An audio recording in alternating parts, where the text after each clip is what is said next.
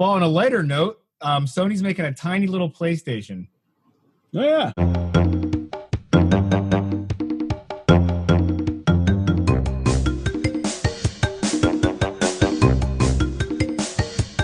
The Sony one looks very much like the Nintendo's. It's all exactly look into the original box, but tiny. Honey, I Shrunk the classic game console.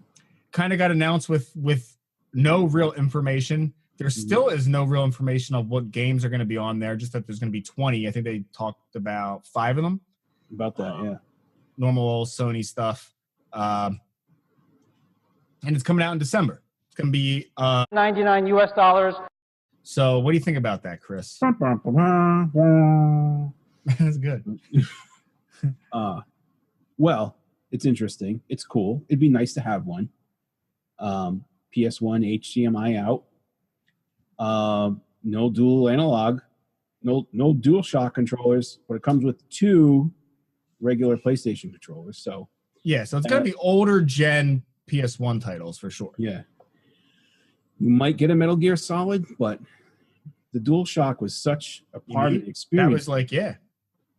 So I mean, you could pull it off. It'll work. Like you could probably you can finish the game, but without the rumble and the analog sticks, I don't know. It just won't be the same experience. What is it? Ape Escape is impossible because that impossible. Only uses the analog sticks. Mm-hmm. And so outside of that, some of the titles they mentioned are interesting. We talked about Jumping Flash a lot. You know, like how it's that's great. Like an underrated, cool PlayStation exclusive, and that was launched. But that game's so old, like people are like, "What? These games suck." I'm like, like, is that niche of people like me and you and a few others that are kind of psyched that game's on there. We're hoping for Jumping Flash 2. And those, didn't you say there was a 3 as well? Yeah, but it's 3. Yeah. So that'd be cool if they throw that on there. Like it'd be neat. Yeah. If you beat the first level of Jumping Flash 1, Jumping Flash 2, you unlock Jumping Flash 3. What else do they say? I don't think much else. At least nothing else I really know. Let's speculate. Now, there's a few factors that need to be ironed out that will determine what's going to be on it. Now, they remastered a lot of that stuff. Spyro, Crash. Yeah, so we don't know how the visuals really are going to look, because you said HDMI PS1 is cool, and that is, but you have to remember that everyone that owns a PS3 and a PS2 have that ability.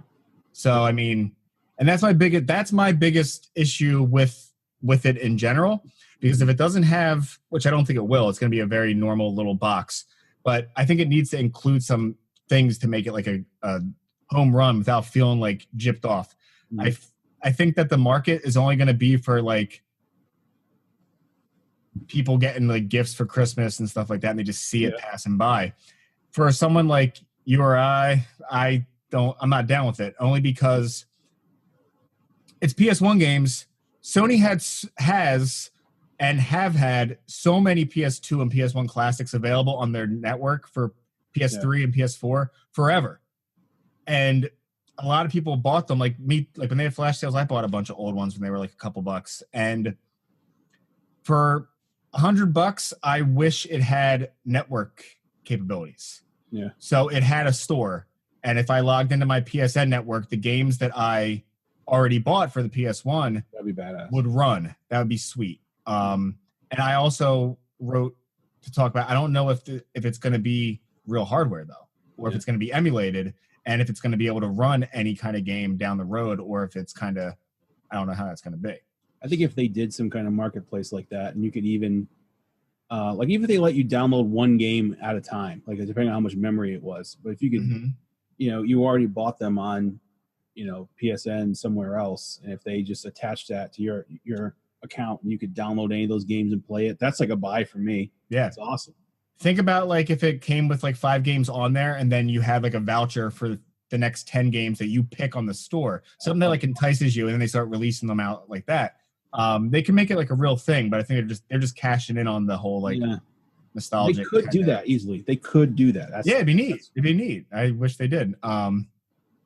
And like besides it being cute and tiny, that's really where it ends. Because I mean, for the longest time, PS3s were $199, and it's a PS3, which is also a PS1. It has the network store. It's a Blu-ray player. It's fucking a bunch of shit. So you're really just paying for that whole little tiny neat thing. Yeah. And I guarantee there's no DualShock because Sony pays royalties and they're cheap as fuck. They have to pay that company for all their systems that use DualShock. So that's probably what it really is. And if it doesn't have, it most likely won't have those online capabilities, but it'd be neat if it did. But yeah, does it have Bluetooth?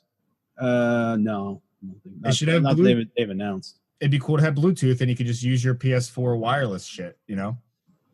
But as far as, like, if there were a collection of games, just games, that could go on it, that would get me to buy it and say, yep, now I want to get it because those games were on it.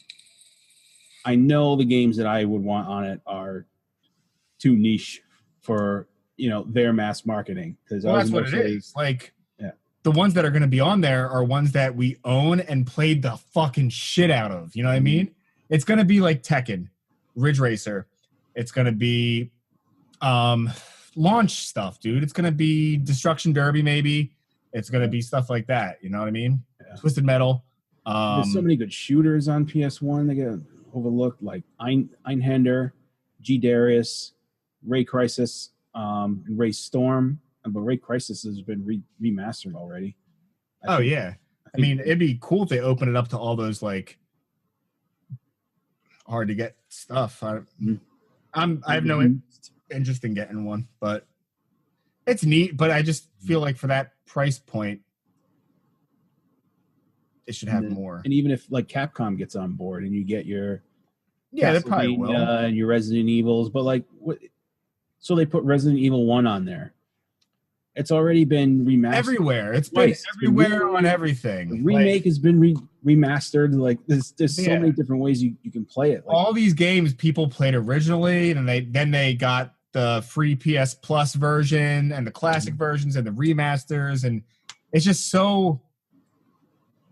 It's just for people that I don't know. All I can imagine that is for an audience that's too young to remember the PS1. Because if you were like old enough to just be buying that when it was out, you just played the fucking shit out of it so much. Like, it doesn't feel as old to me as like the NES Classic, where like I don't want to boot up an NES, and it's not convenient to try to launch stuff from the Wii to play old NES stuff. Nintendo sucks with that. Like Sony, I could just do it on, And plus, there's the whole, you know, being able to hack the Nintendo ones and throw a shit ton of ROMs on them. You're not going to be able to do that on the PS Classic. It's not going to have the memory for it. Yeah. You know, like all you need is, like, I guess they actually put bigger memory than they needed on the NES Classics because it's actually cheaper. Like if it's a gig or whatever, I don't know. But to like get a custom made memory chip with just enough memory for those few games, it's more expensive than to just throw, you know, the billions of, you know, gig chips that you could just throw in there for dirt cheap. So that's why you can't fit the entire Super NES library because of the size of the games, but you can get most of them, like, you know, like 200 to 300. Like if you're not satisfied with 200 Super NES games, then there's something wrong with you. Yeah. But you might be able to hack the PS1 Classic and fit a couple more games on there, but that's it. Like the memory is just going to fill right up. Yeah. So unless you can somehow solder in some more memory, I don't know, but it's going to be harder. It's not going to be just plug it in, apply the hack, and insert the games, done. It's not going to be that. It's not going to be that easy. But if they do pull that off, then that would be pretty interesting. If you could get a couple hundred PS1 games on there, even then, you know, without the DualShock. Check this out. Okay.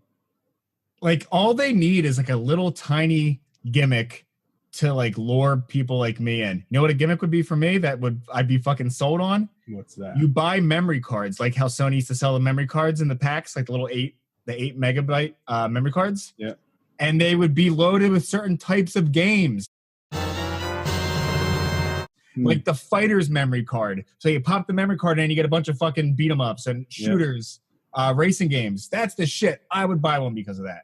And then every month or so they'd release a new memory card and you would swap it in like a cartridge. Yeah. and like you put it in, you know, like the early PS1s had that expansion port on the back that was never used. That's where. Oh yeah, yeah, they still have that on there.